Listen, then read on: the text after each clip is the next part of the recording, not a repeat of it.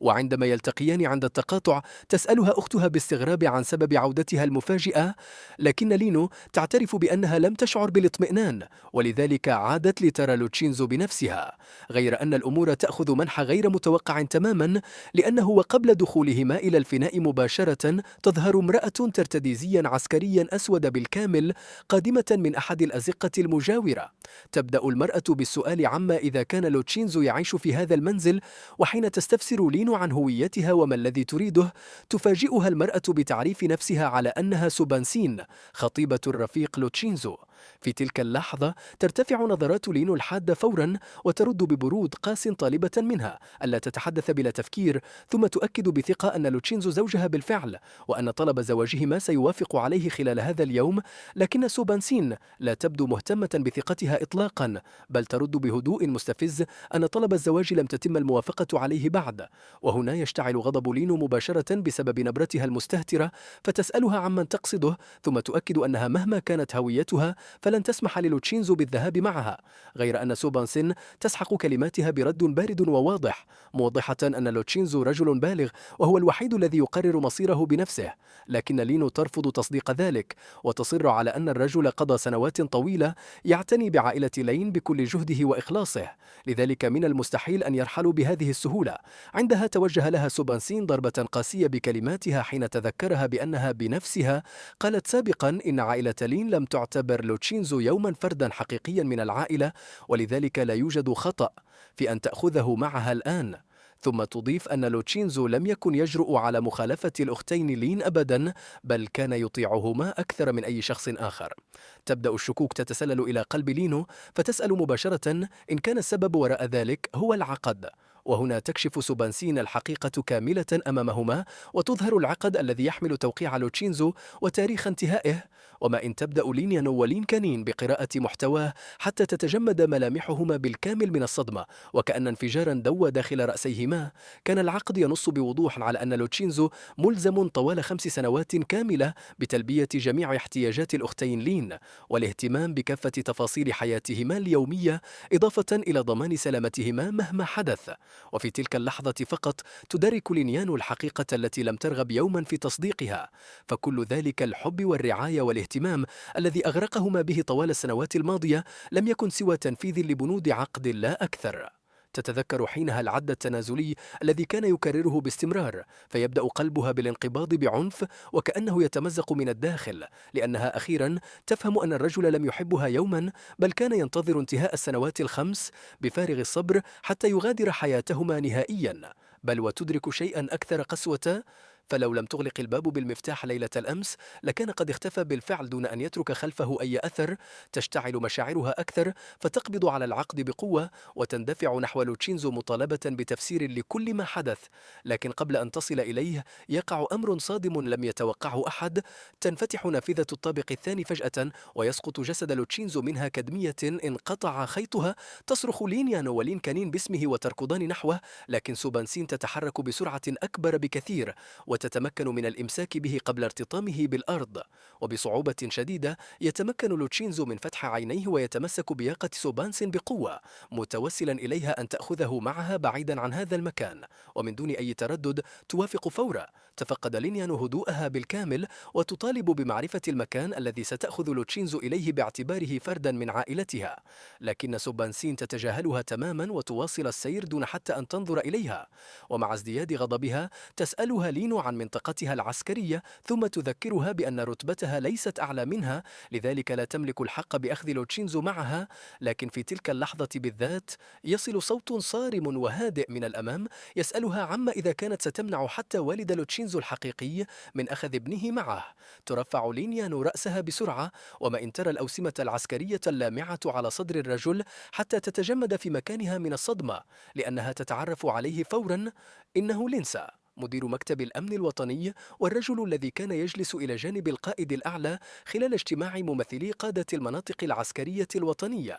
وبهدوء مهيب يشكرهم الرجل على رعاية ابنه طوال السنوات الماضية قبل أن يعلن أنه سيأخذه أخيرا إلى المنزل.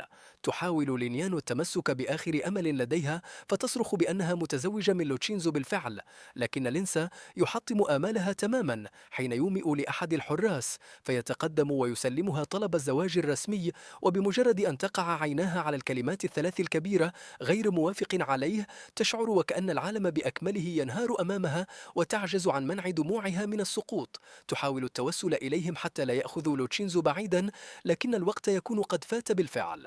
فبعد أن تساعده سوبانسين على الصعود إلى السيارة تظهر يد شاحبة فجأة توقفها للحظة.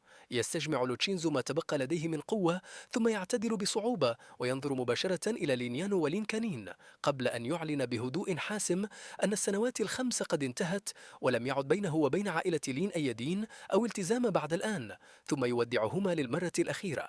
وبعد تلك الكلمات يغلق باب السيارة دون أي تردد، بينما تبدأ السيارة بالابتعاد تدريجيا تاركة الأختين في حالة انهيار كامل. وفي تلك اللحظة يشعر لوتشينزو وكأن السماء أصبحت واسعة أمامه أخيرا، وكأن البحر المفتوح امتد أمام حياته من جديد، مقتنعا بأنه لن يرى الأختين لين مرة أخرى أبدا. لكن ما لم يتوقعه أحد هو أن رحيل لوتشينزو سيدفع الأختين لين إلى الجنون الكامل لاحقا. وبعد اختفاء السيارة عن الأنظار تبقى لينيانو واقفة في التقاطع لمدة 3 ساعات كاملة دون أن تتحرك، بينما كانت أصابعها التي تمسك بطلب الزواج مشدودة بقوة حتى تحول لونها إلى الأبيض. تحاول لينكانين التخفيف عنها، مؤكدة أن لوتشينزو لم يكن في النهاية سوى خادم مجاني داخل منزلهم، وإن رحل فليذهب. ثم تضيف أن الرجل لم يكن يعاملهما جيدا إلا بسبب رتبة لينيانو العسكرية. أما الآن وبعد أن وجد والده صاحب الرتبة الأعلى فمن الطبيعي أنه اختار الاستفادة من مكانته الجديدة، بل وتتمادى أكثر حين تقول إن لينيانو أكثر انسجاما مع يانسو، وإن رحيل لوتشينزو منح يانسو فرصة مثالية. وهنا فقط تنظر إليها لينيانو بنظرة مخيفة لم ترها منها من قبل، ثم تؤكد لها بغضب أن لوتشينزو هو زوج أختها الوحيد. ترتبك لينكانين فورا وترد بذهول أن الرجل قد رحل بالفعل. بعدها تستدير لينيانو وتعود إلى المنزل لتجد زويانو جالسا في غرفة المعيشة يأكل البرتقال ويشاهد التلفاز، وما إن يراهما حتى ترتسم ابتسامة على وجهه مرحبا بعودتهما. لكن لينيانو لا تبادله الابتسامة إطلاقا، بل تسأله مباشرة عن سبب قفز لوتشينزو من الطابق الثاني، خاصة أنهما كانا وحدهما في المنزل. يتظاهر زويانو بالمظلومية فورا ويؤكد أنها تتهمه ظلما، ثم يبدأ باختلاق قصته مدعيا أنه حضر الطعام وأراد أخذه إلى لوتشينزو، لكن الأخير حاول الهرب فور رؤية الباب مفتوحا. ويتابع كذبه مدعيا أنه توسل إليه طويلا كي لا يغادر خوفا من حزن لينيانو، لكنه استغل غفلته فجأة ودفعه ثم قفز من النافذة. ولإقناع الأختين أكثر يظهر لهما الجرح الموجود في جبهته، مدعيا أنه اصطدم بالخزانة وفقد وعيه بعد أن دفعه لوتشينزو بقوة.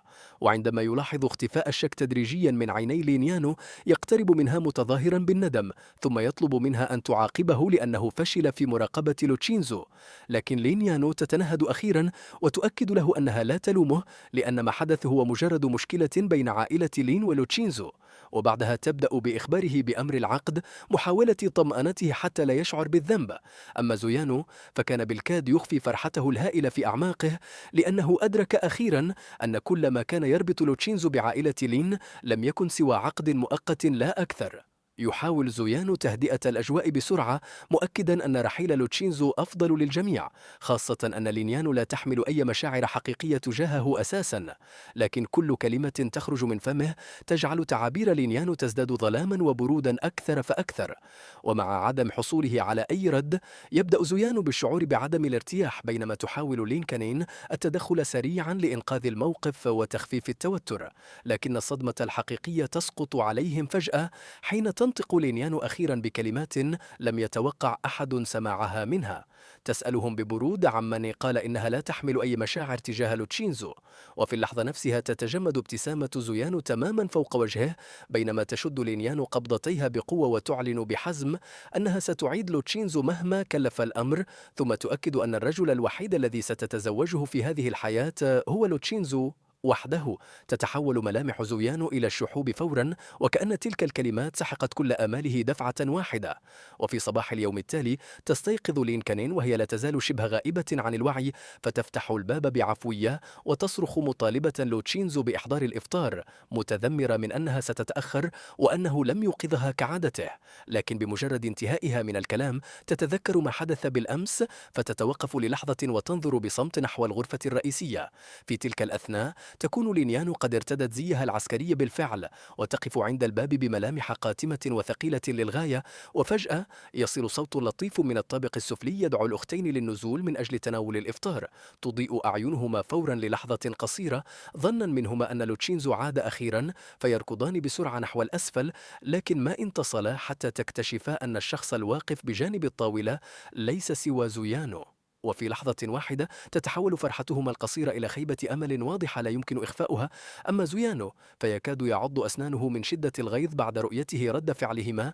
يحاول بعدها التصرف بلطف ويخبر لينيانو بأنه أعد بنفسه عصيدة البيض، ثم يدعوها لتذوقها لأنه طبخ لأول مرة خصيصا لها.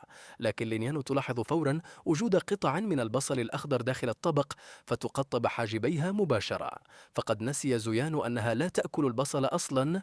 يسارع بالاعتذار ويعرض إعداد طبق جديد، لكن لينيانو تقاطعه ببرود وتقرر الذهاب لتناول الطعام في مقصف المنطقة العسكرية بدلا من ذلك. قبل أن تغادر المنزل مباشرة دون تردد، تحاول لين كانين إنقاذ الموقف حتى لا يشعر زويانو بالإحراج، فتتناول ملعقة كبيرة من العصيدة بسرعة.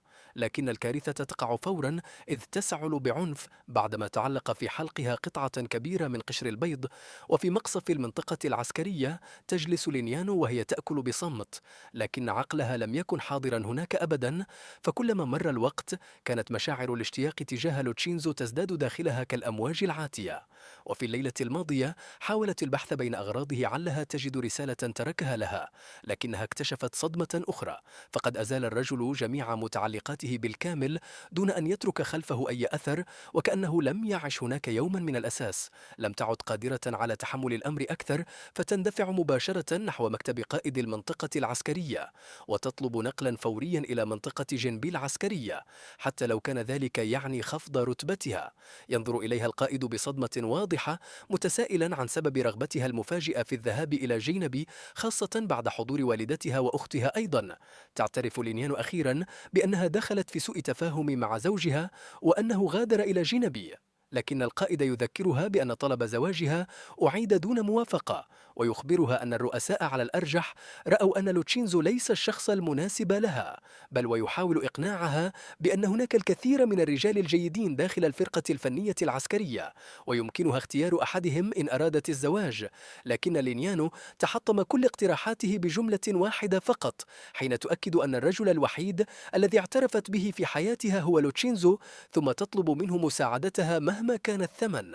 وبعد صمت طويل يطلق القائد تنهيدة ثقيلة قبل أن يخرج برقية رسمية، ثم يكشف لها الحقيقة التي تسحقها بالكامل.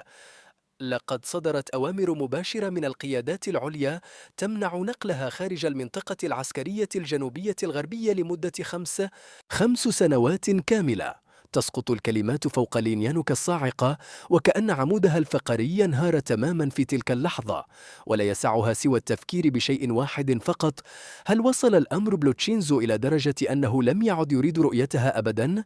ومع حلول المساء يذهب زويانو لاستقبال لينيانو، ويلاحظ فورا حالتها المنهارة والبائسة، فيقترب منها بسرعة محاولا التظاهر بالاهتمام والسؤال عما إذا كانت تواجه مشاكل في العمل.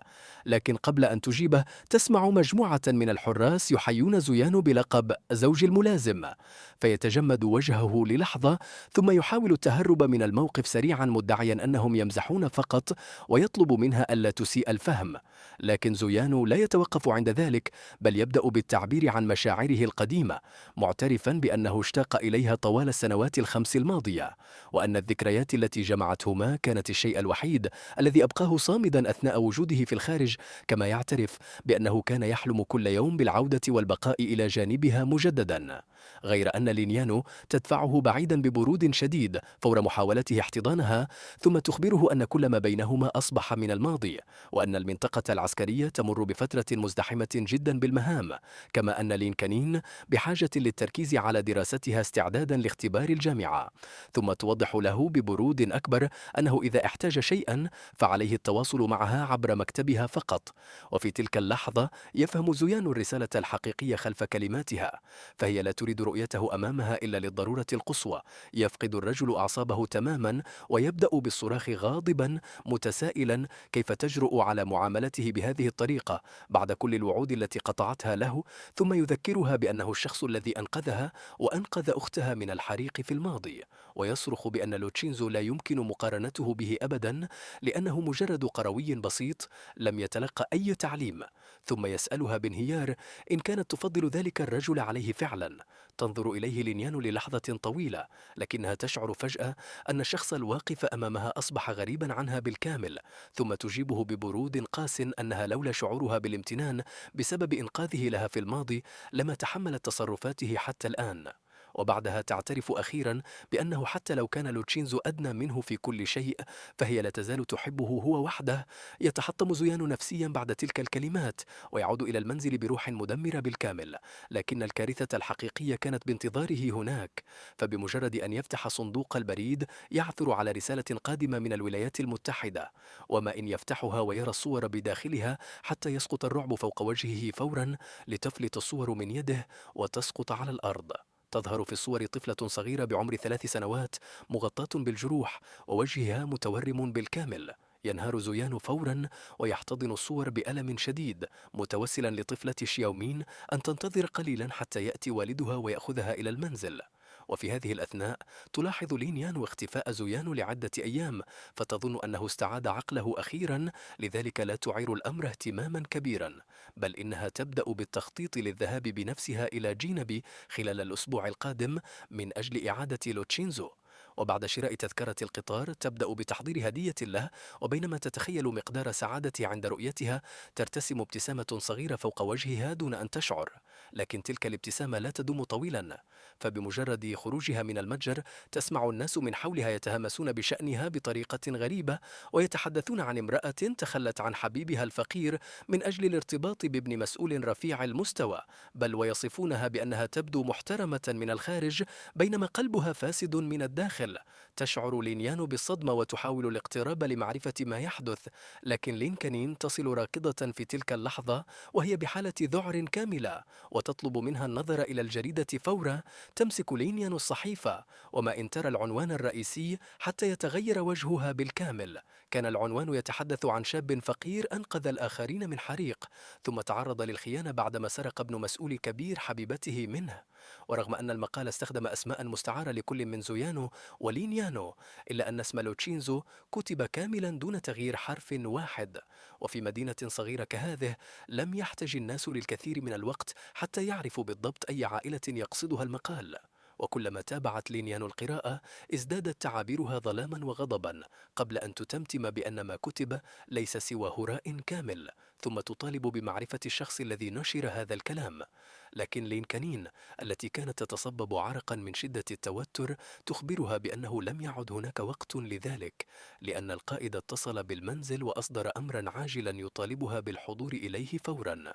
وفي اللحظة التالية يلقى ذلك الخبر الثقيل فوق الطاولة أمامها مباشرة. بعد انتشار الشائعات بشكل مخيف داخل الجيش ينفجر القائد غضبا وهو يواجه لينانو مباشرة، متسائلا كيف سمحت للأمور بأن تصل إلى هذا الحد وتشوه سمعة الجيش بأكمله.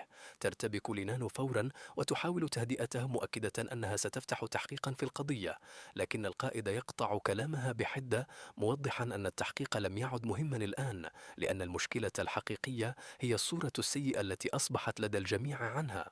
وبينما تحاول التفكير بحل سريع، تقترح نشر بيان رسمي في الصحف لتوضيح الحقيقة، إلا أن القائد يسخر من الفكرة مؤكدا أن الوقت سيكون قد تأخر كثيرا قبل أن يصل البيان للناس. وفي هذه اللحظة تحديدا يظهر زوان فجأة داخل المنطقة العسكرية المحظورة، ما يدفع لينيانو للنظر إليه بصدمة وتساءله كيف تمكن من الدخول أصلا. لكن الرجل يتصرف وكأنه جاء لإنقاذ الموقف، مدعيا أنه قلق عليها بعد أن أخبره يانسو بما حدث.